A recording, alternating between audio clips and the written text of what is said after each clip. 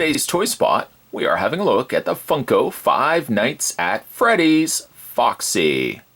Down below, collect all Five Nights at Freddy figures and build your own spring trap. Includes head and torso.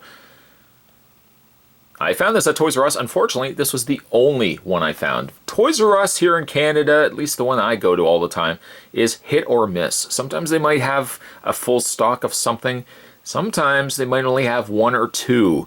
And in this case, they only had one figure, or they had two or three Foxies, but they had nobody else. That's all they had. So I might have to go back and see if I can get the other figures for the reviews. It's a collectible articulated action figure. Spin around the back of the package. The other figures consist of Freddy, Bonnie, Chica, Golden Freddy, Foxy, and then from those, you can build your own spring trap.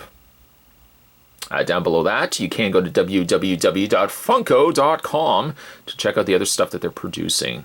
We've already had a look at the Funko Mystery Minis featuring Five Nights at Freddy's. Wanted to get a look at the figures as well. Spot's going to take a break and get this opened up. When we come back, though, we're going to get a better look at the Five Nights at Freddy's Foxy. There's more anyway, guys. Don't go anywhere. Stay tuned. Just before we have a look at Foxy, let's have a look at the spring trap part that comes included with the figure. In this case, you have the top torso and the head of spring trap. I thought there might have been poseability in the head just by the way the head mouth area, I should say, I guess the mouth area, but there is no poseability. It's just the way that it's been assembled. The arms and the legs will come at a later date when we have a look at the other figures. They'll just peg in via the ball joints on the sides of the leg area and the arm area of the torso. In the meantime, there is head poseability. And surprisingly enough, there's also poseability in the ears, which is not needed, but I appreciate that. So there is spring trap. You know, I think even part of me is looking at this, I'm wondering if maybe there isn't poseability and I'm actually just stressing it here on the top. I feel like I might be stressing it. So back that one up, there is no poseability in the ear, although it did feel like there was. I think I was just warping it. So poseability in the head, and then poseability in the arms and legs when we eventually get them. There is spring trap. Put spring trap right there. Let's have a look at Foxy. Right off the gate, right out of the gate, the head's a little on the loose side. Mileage may vary, and I'm sure that's not the case with every release of Foxy, or for that matter, every release of the Five Nights at Freddy figures. But like, the head is really loose. I don't have so much the issue with the arms and the elbows. Everything else seems very tight, but I don't know why the head is as loose as it is. I might end up having to maybe add a little bit of nail polish or something just to thicken up that joint, so it doesn't, just so it's not as loose. Figure looks good despite the loose head. Figure looks pretty good though.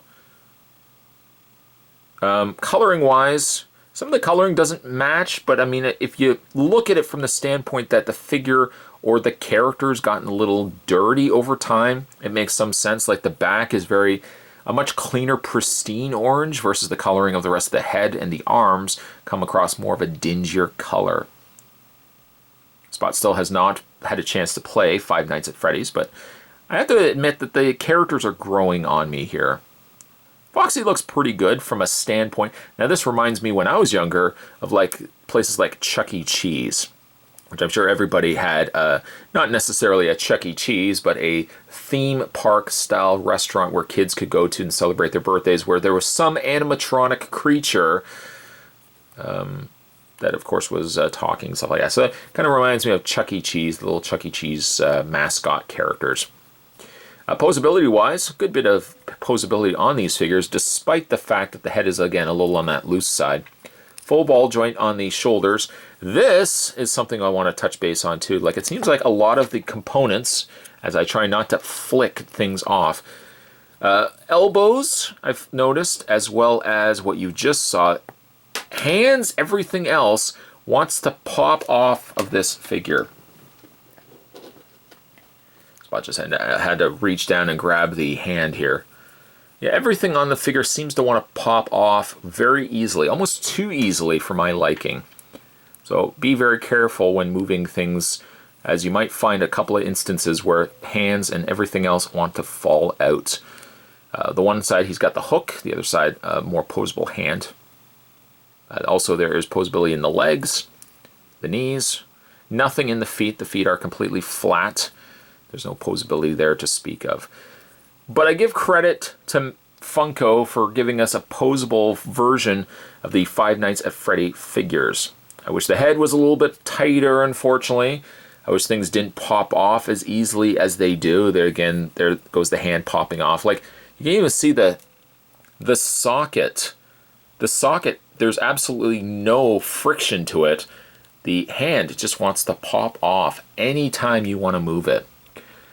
That's about the only hiccup I can make about the pieces themselves. I wish that joints didn't pop off as easily as they did. But for Five Nights at Freddy fans, I think the figures as a whole are pretty good.